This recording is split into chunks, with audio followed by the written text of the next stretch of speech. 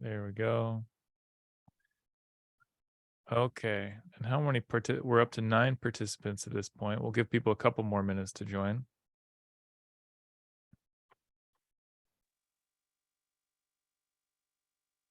So that means the previous meetings can be viewed somewhere, right? Well, the first one I didn't record it. I wanted to keep the pressure on myself relatively low.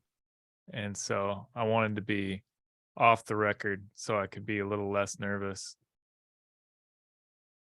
Yeah, so this meeting is the very first one that's recorded. And I think I'm going to put this up maybe on YouTube. What I definitely intend to do is when I release my upcoming book, which is called Growing Large Rails Applications, when I release that, I think I'm probably going to package up these videos from these meetups and offer that as a package that you can purchase along with the book. So that'll be one way to get them, but I'll probably put at least some of them on YouTube also. All right, we'll give people until like 5 minutes after to join, and then we'll get started. We are all going to be internet famous. Indeed you are. Depending on your definition of famous. While we're waiting, we did this last time. I thought it was kind of fun. We could do it again this time. While we're waiting, why don't you type into your chat where you're located, just your city and state or city and country. Last time we had a lot of Canadians. Oh, yeah, Ontario. Yeah, we definitely have obviously some of the same people.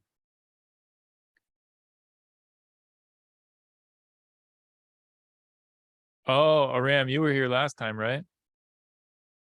I remember Cambodia. Yeah, it was the last time too. Yeah. But you're obviously not from Cambodia originally. Where are you from? I'm originally from the Netherlands. Oh, okay. I've been there. Yeah. I'm living here 12 years now. So almost Okay. full Cambodia. Oh, wow. Yeah. Do you speak, what language do they speak in Cambodia? They speak Khmer. Never heard of it. Yeah. Do you speak that language? Yeah, enough to get by. Oh, wow. Okay, let's see. More Canadians. Brazil. Yeah, we had a few Brazilians last time. Interesting. Yeah, I always like to know where people are from. I just find it interesting. Okay. So we can go ahead and get started. It's 9:06 for me. What I do want to share before we get started is I do want to share my book with you guys, just because I would be negligent on my duties as a businessman if I didn't share my book that I want to promote. So there's the link to that. You can take a look and see if it looks interesting to you. I think that's going to be coming out sometime in like the late spring of 2023. I'm hesitant to give exact timing expectations of it, but that is roughly when I'm expecting to be putting that out there. Anyway, today we're going to be talking about Rails concerns. And it's kind of an interesting topic. It's maybe a little bit controversial. I feel like there was a period of time where concerns were advised against. There was a blog post some of you guys might have seen that was circling around. It was called like, if you see concerns in a Rails project, it's concerning, something like that. There were negative connotations around concerns, but I think those negative connotations are misplaced. Just like anything in programming, they can be used well or they can be used poorly. So today we'll talk a little bit about that. One thing that I want to say, sorry, I got to admit another attendee. One thing I want to say about concerns is that concerns are just Ruby mix-ins with some syntactical sugar. So if somebody is anti-concern, they must also be anti-mix-in, because they're effectively the same thing. It's a distinction without a meaningful difference. And that feels kind of funny to be against Ruby mix-ins, because it's such a fundamental, it's a fundamental aspect of the language. Anyway, I just wanted to make that point. When to use concerns. So a lot of people use concerns in a certain way.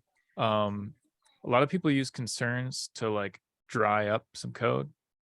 Like if there's something that 2 or more models do, then they extract it into a concern. And you've probably seen those concerns with the suffix of able, like archivable or something like that. I do that myself, but actually that's not the main way that I happen to use concerns. And I'm not sure why it is that the way I use concerns happens to be fairly different from the way I see most people use it. But it is the case, and I'll explain what I mean. So one problem that Rails models often develop is that over time they lose cohesion. It's worth dwelling a little bit on that idea of cohesion and explaining what I mean. So to me, something is cohesive if it's about one thing. I think last time I might have actually touched on the same exact thing, and I used the example of a user model. So a user model is a good example because that's a model that a lot of apps have, and it tends to become kind of a junk drawer. In the user model, you just throw everything in there that could possibly be related to a user. And you might have one method that relates to this, another method that relates to that.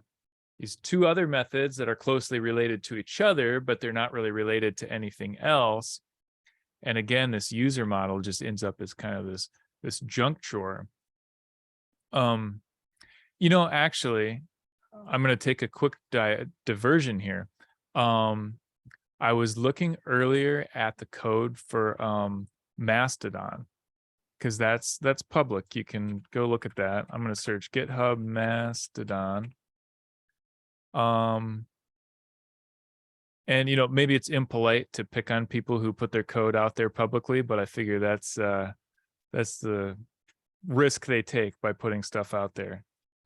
And I'm not going to be mean about it, but I can use an example, I think. So I'll share a link, but I'm going to go to, I'll go to their account model. That seems like a decent candidate. Yeah, I'm just going to share the link here, and you guys can go visit this if you want to. If you just take a scroll through that, it has a lot of different stuff in it. Oh, and here's a great example. On line 482 is the beginning of a really long raw SQL statement. That's a very stark example of a lack of cohesion.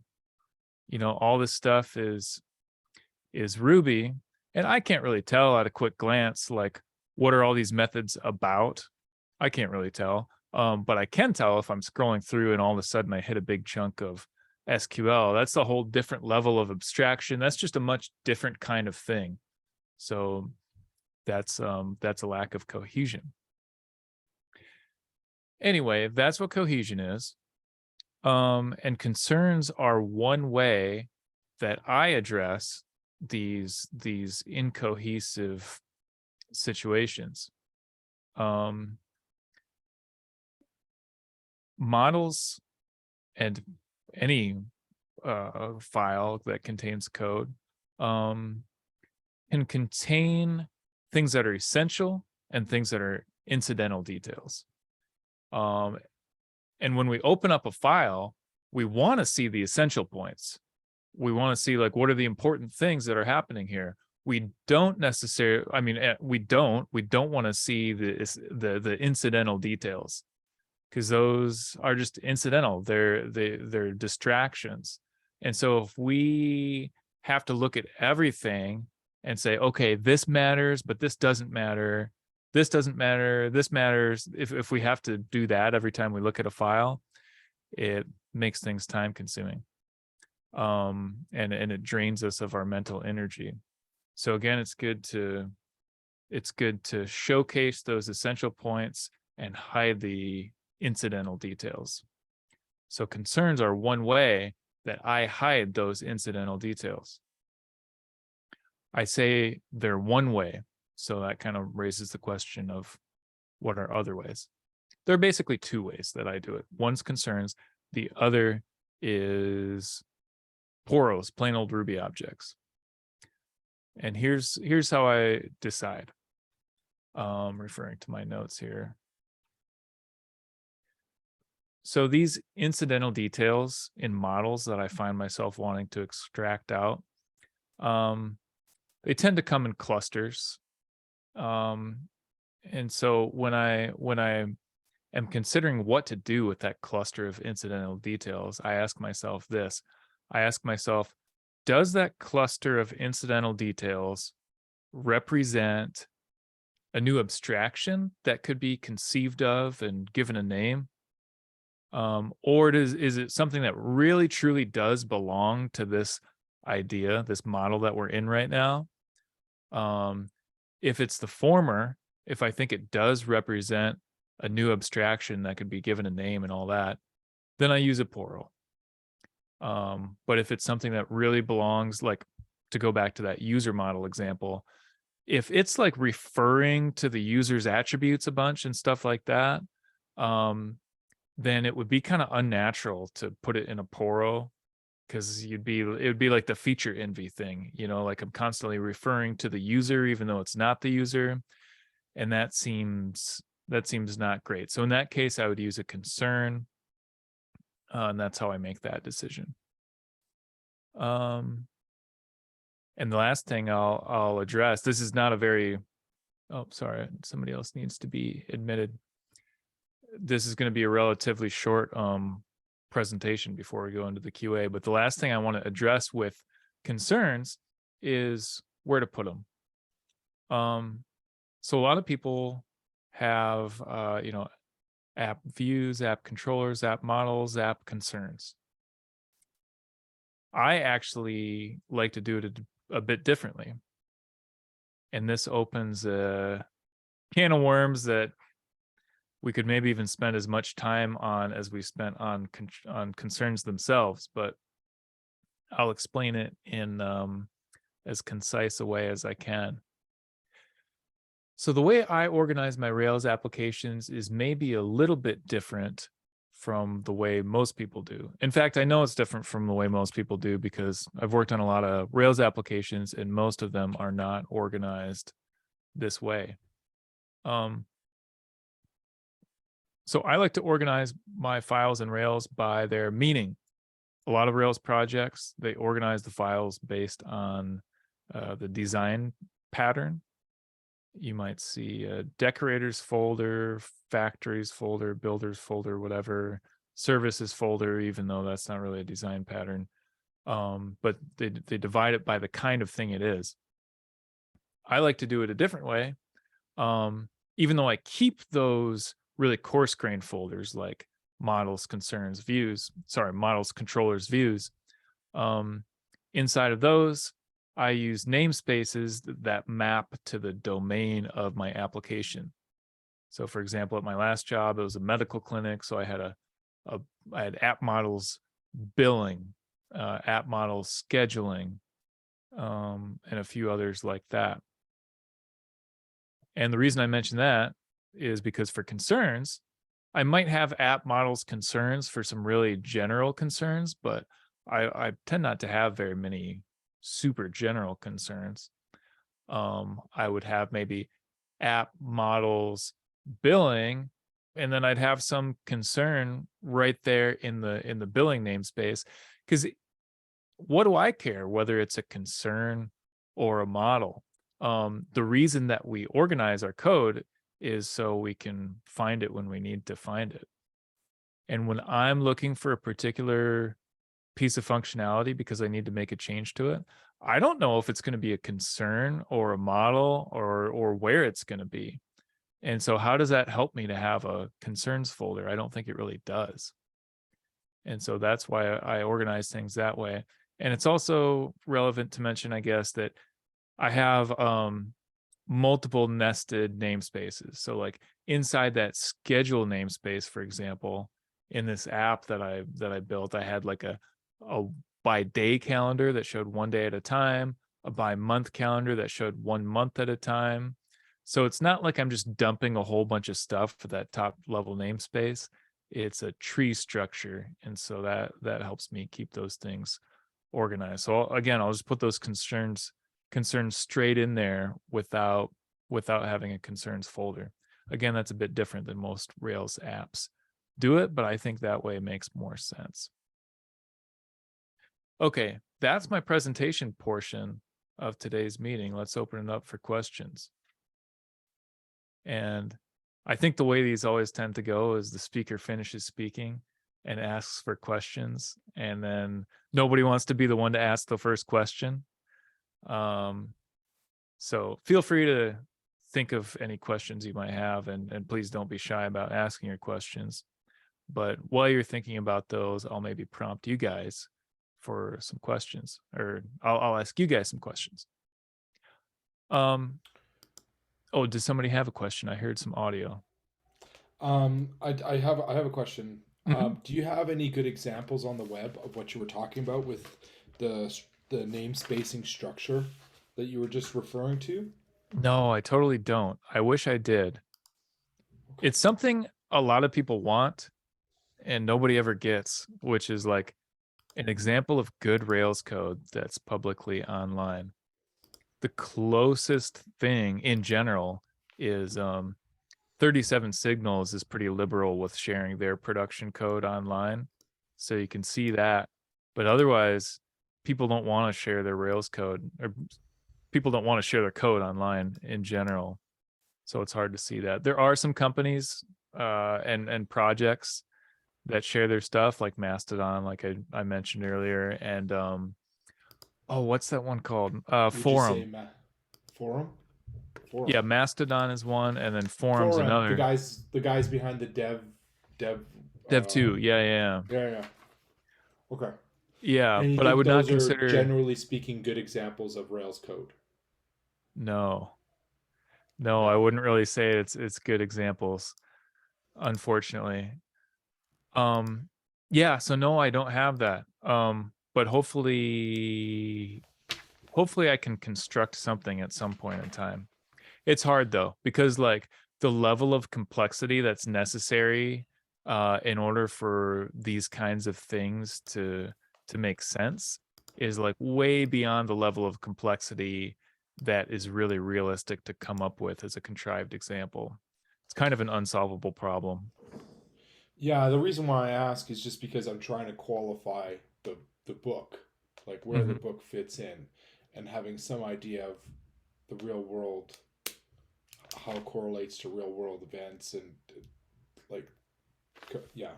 So I'm just that's what I was trying to angle at. The wasn't clear by my question, but I just thought I'd share. Yeah. What I think I might do, well, don't hold me to this. I've been guilty in the past of creating vaporware where I announce something I'm going to do and then I don't do it. But I was thinking of building like a chess app in just plain Ruby and illustrating some of these ideas in a plain Ruby app, because sometimes the baggage of Rails can actually kind of get in the way, but there's no reason you can't illustrate the same concepts. And then you can see how to apply them to Rails. But yeah, sadly, no, I have nothing right now. Upcase is a thing that Thoughtbot has, that they actually is like a learning management system that they open sourced. I haven't looked at the code, but it might be something worth looking at. Okay, I know about let's the tool, see. but not that they open source it. They tend to be good people to the learning platform, right? You're talking about? Yeah, exactly. It was a paid platform for quite a while, but then they opened it up, the code for it. Cool. Okay, question from Tim. Thanks, Do you Jonathan. use concerns for things other than models, controllers, for example? Yes, I do. And I do it in pretty much the same way. I find myself using them, I think, less for controllers, just because I try to have less stuff in controllers in general, but I definitely do use them there too. +1, Jonathan's question on module versus concern. Maybe I missed that. He had a question before me. Oh, yep, I see that. Is there a time you would use a straight Ruby module versus a concern? Yes. In this last project that I referenced, this medical application, I actually did that a lot. I'm not sure if I can off the top of my head explain why, but as time went on, I found myself doing more and more stuff that was just a straight Ruby a Ruby module, not a concern. And I think it was just a matter of I didn't need it. Like the benefits, the syntactic sugar that concerns provided, it didn't really come into the picture, and so I didn't need it. And so I figured, why am I using this extra thing that I don't need? I'll just use a module. So yeah. All right. What other questions do we have, if any? Could you give an example of the syntactic sugar you're talking about with concerns? Yeah. So they have, it might take me a second to be, let me do this. I'm going to pull up some code on my other monitor so I can remind myself. And again, the unfortunate thing with a lot of this code is that it's not publicly shareable, but I can probably at least find something to jog my memory and explain it verbally. I think the biggest benefit it gives is that you can do some of the stuff that's like attached to the class itself, just in a way that's more easily written. So it's mostly like syntactical sugar, not actually additional functionality. So instead of doing something where you do like, I have to forget off the top of my head, but where you do like, you have to do self.class, include stuff, you would just do included, and then whatever your stuff is that you're doing. So it just gives you an easier way to write it. Yeah, it saves you from a bit of boilerplate. I'm looking at a concern right now, and you can do like a block. It's included, do, and then inside of that included block, you can define whatever methods and stuff. And then it's not up here, but there's like a class methods do or something like that. So yeah, it just saves you from a little bit of boilerplate. Question for you guys, just out of curiosity. How do you use concerns in your applications, and do you feel satisfied with it? Does it feel like there's a better way you could do it?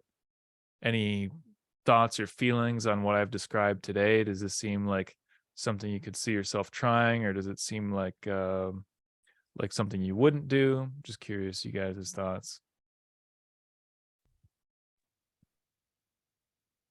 As a newer developer, I don't use concerns very much. I haven't learned too much about them, but I do use a lot of modules and plain old Ruby objects to structure the code. And there's a delicate balance between extracting out the code to multiple files and having too many files to work with, because that in itself it introduces complexity. Like there's a balance between just making too many classes and putting just enough methods and things into one class to make it easily usable. Yeah, that's interesting. I've come across that kind of sentiment kind of a lot of times over the years. People are hesitant to create too many files. I personally have never been bothered. I've been hurt way more times by having too few files than having too many files. And I think maybe for me, I'm never bothered by the sheer quantity of files, but it is a bother when the files are hard to find.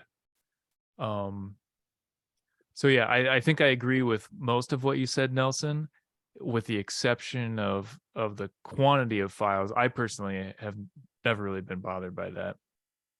Yeah, the example that you used is the user object, and in talks by Sandy Metz, and also I've heard it in a few places where they discuss the God objects in your application. User is very commonly one of those God objects where you just throw so many things into that object, and it really should be split out.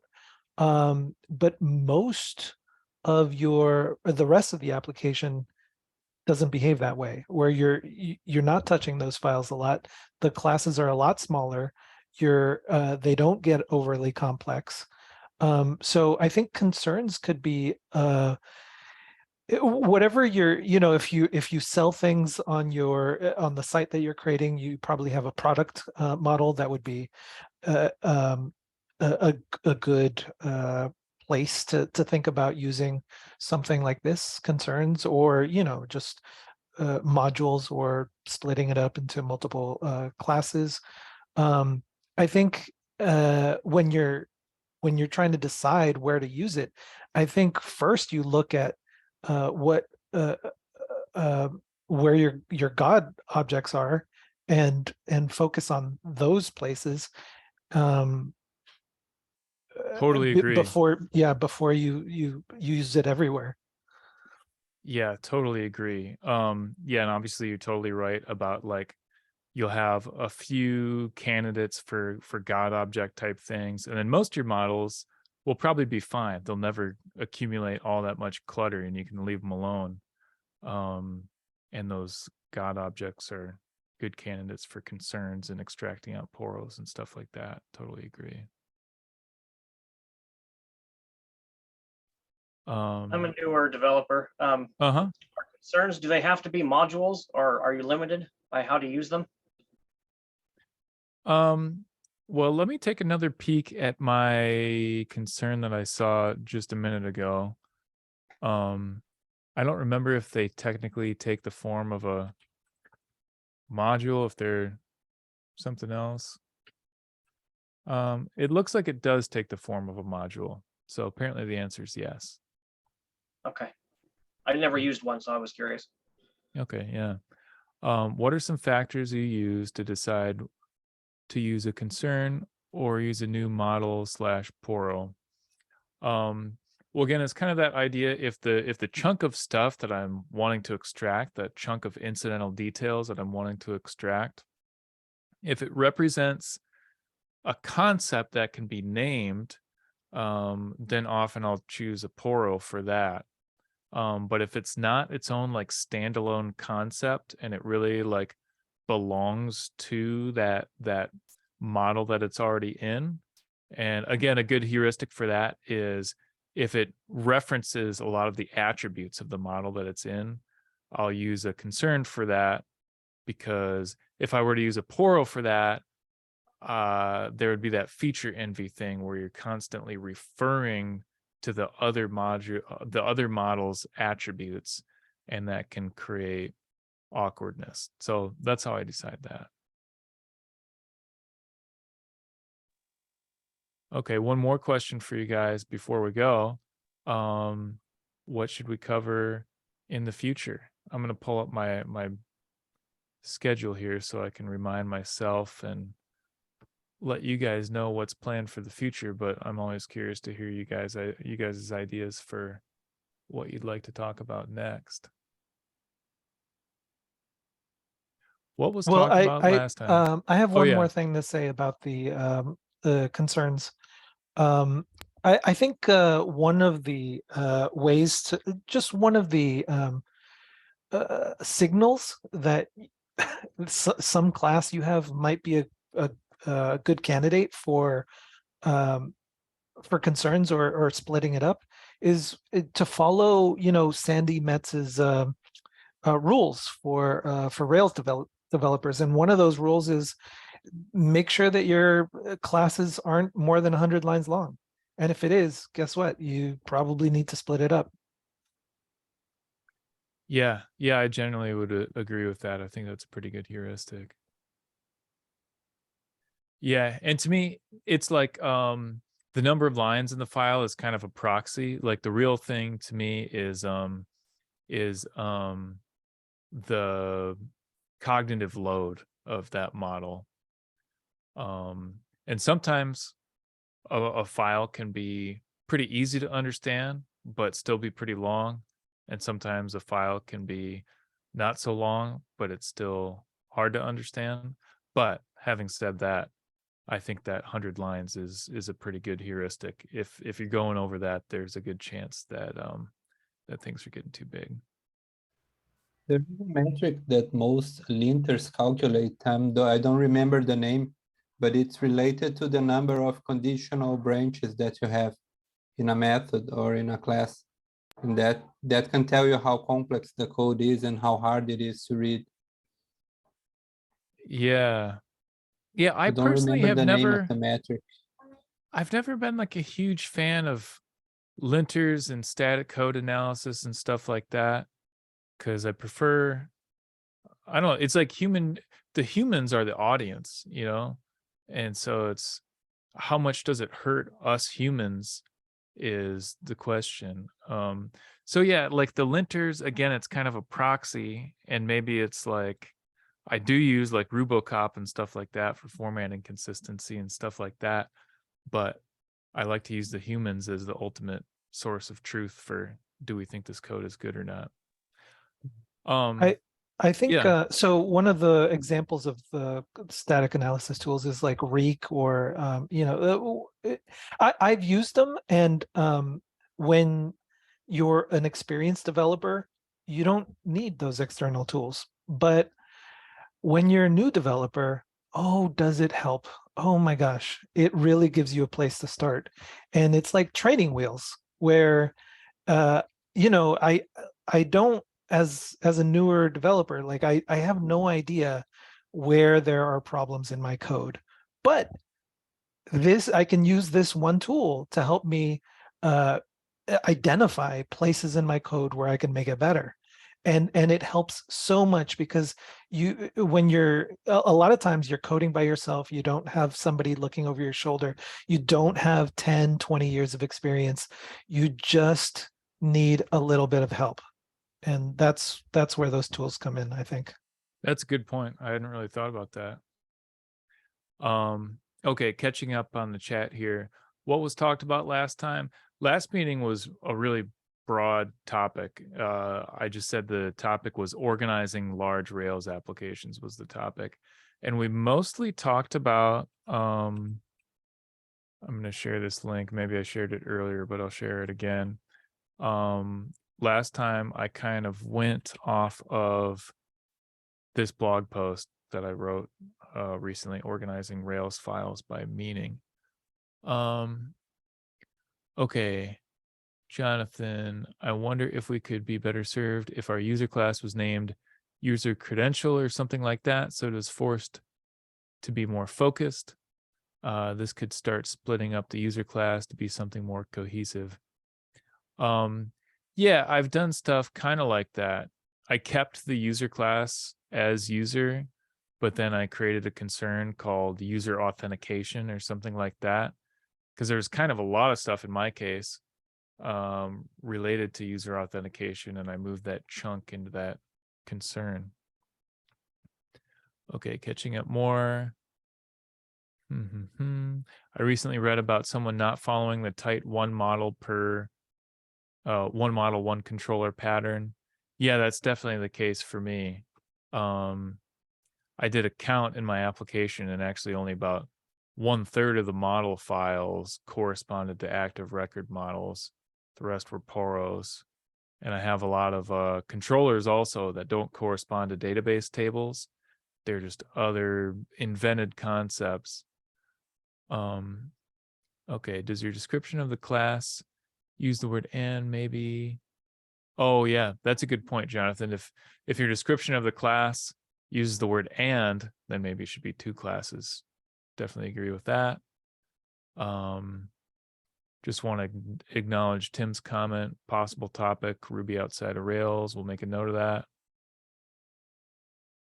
Okay, Mauricio says, how did our Rails app get to be such a confusing mess. Sometimes you have good programmers working on the same code base with good practices, but not talking to each other.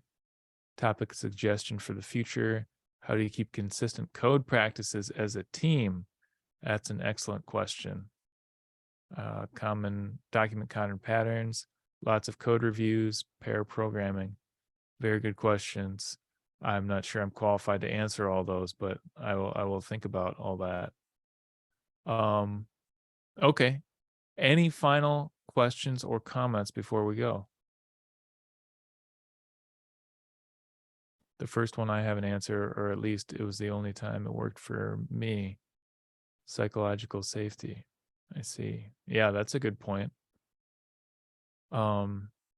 Teams, Yeah. teams have consistent and good code practices, like as a team, when nobody feels threatened, like when you're not in that sort of threatening environment where you have to worry about, does everybody think I'm a senior? Does everybody think I'm an intermediate?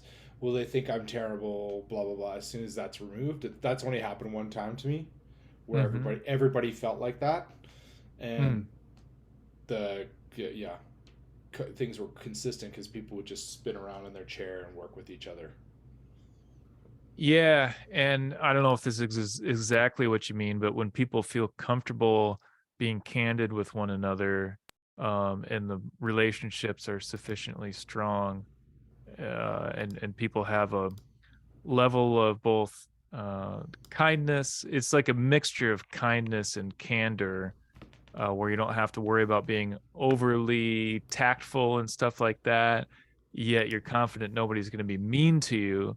That's a pretty good place to be. I'm not sure if that's exactly what you're talking about or if it's similar or what. Yeah, being able to ask the dumb question. Yeah, exactly. Yeah. It rolls together what you're saying, Jason. It's all the same stuff, right? At the end of the day, people feel safe to express themselves, and people feel safe when somebody's self-expression is not threatening to them. Yeah, definitely. All right. Well, I think that's a good place to leave it. Thanks everybody for coming to this one, and we will see you next time. Thank you. Okay, thank you. Bye, guys. See ya.